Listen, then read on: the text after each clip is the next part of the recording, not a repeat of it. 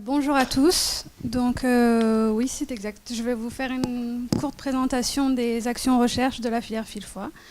Donc comme on l'a vu ce matin, renforcer les activités et promouvoir les projets de recherche dans les maladies rares fait partie des missions attribuées aux filières par la DGOS.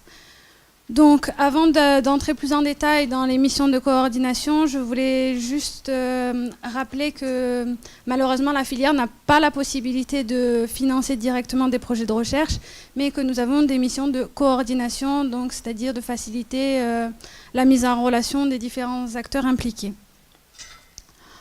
Donc, on va commencer par le soutien des ARC-Tech Fil-Foie aux études. Donc, comme vous l'a dit le professeur Chazou hier ce matin, 5 ARC ou Tech vont être recrutés ou sont déjà recrutés en région. Donc, ils sont là pour des missions variant de 8 à 15 mois. Donc, c'est des aides ponctuelles, mais avec une volonté forte de la part des filières de prolonger cette aide. Donc, à la base, cette décision avait été prise pour aider les centres de compétences à recueillir les données pour la BNDMR. Mais au vu des moyens déployés et de la vitesse de déploiement de Bamara en région, ces techs pourront aider sur d'autres projets.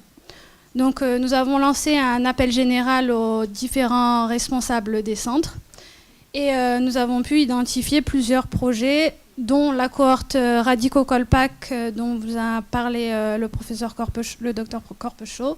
Donc il y a une cohorte nationale sur l'épidémiologie et l'hétérogénéité clinique et génétique du syndrome LPAC et qui est gérée par la plateforme Radico. Une autre cohorte soutenue est la cohorte Défi Alpha, donc qui est une étude descriptive d'enfants atteints de déficit en alpha-1 antitrypsine et dont le responsable est le professeur Lachaud à Lyon.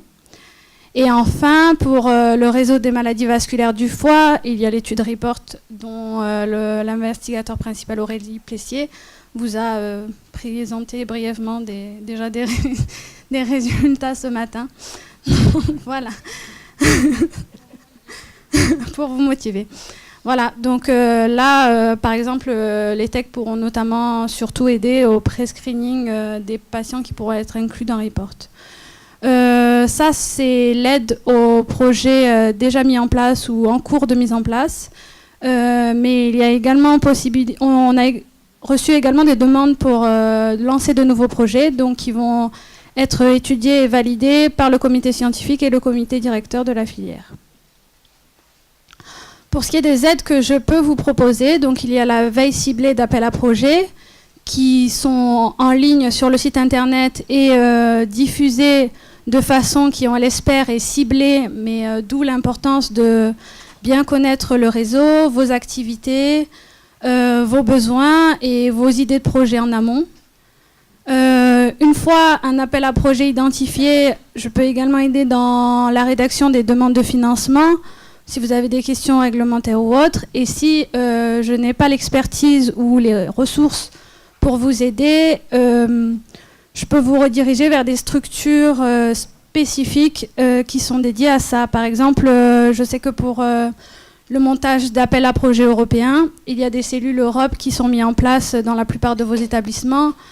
De même pour la mise en place d'essais thérapeutiques ou pour le développement de médicaments orphelins, il y a des structures dédiées et je tiens un listing à jour. Je sais que c'est pas facile de connaître toutes ces structures, donc n'hésitez pas à poser la question.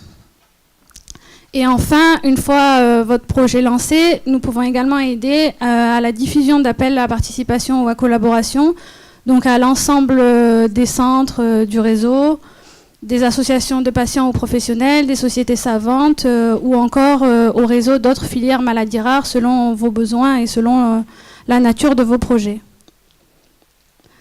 Donc toutes ces différentes actions sont orientées par un comité scientifique qui est composé d'un référent médical pour chacun des réseaux, par une représentante de laboratoire de recherche et 2 représentantes de laboratoire de génétique. Donc, il se réunit tous les 3 mois pour définir les orientations stratégiques de la filière, au niveau de la recherche, sélectionner les projets et prioriser, et faire le point sur les avancées et les perspectives. Donc une autre mission de la filière est bien entendu d'informer et de communiquer, et c'est le cas aussi pour les actions recherche. Donc une veille scientifique est faite tous les 3 mois et diffusée puis diffusée tous les 3 mois via la newsletter. Nous allons également créer un bulletin recherche qui vise à recenser l'ensemble des projets en cours et faire un peu le point sur l'actualité des centres et des laboratoires de la recherche, de la filière. Et donc on pense faire ça à un rythme semestriel, et la première édition est prévue pour janvier 2018. Donc nous faisons également le recensement des structures, et tout cela est déjà consultable sur le site de Fil-Foi, donc vous voyez l'arborescence. Dans le premier onglet, vous pourrez trouver l'ensemble des laboratoires de recherche, un bref descriptif des projets. Dans l'onglet de recherche clinique, vous avez un sous-onglet explicatif qui, pour ce qui est un essai clinique avec une vidéo destinée aux patients, oui c'est ça, et l'ensemble des cohortes, registres et essais cliniques en cours. Et enfin l'onglet appel à projet.